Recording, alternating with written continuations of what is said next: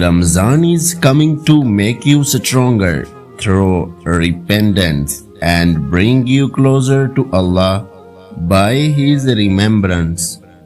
Take care of your Iman. I am leaving soon. First 10 days gone be a thing of an eye.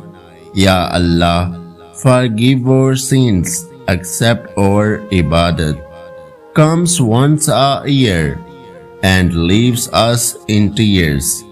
Ramadan is about breaking and bad habits, not putting on them on pause. This Ramadan may Allah be pleased with us. I pray may you leave Ramadan better than you enter it. May we live to see the next Ramadan. And may this Ramadan bring peace to your heart. May this Ramadan bring us the peace we have been yearning for. I pray it help us in ways we possibly could never imagine it to.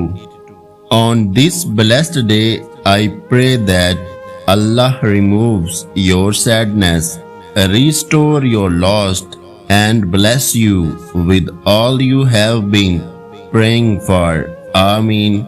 If you like to this video, please subscribe our YouTube channel and don't forget to press the bell icon.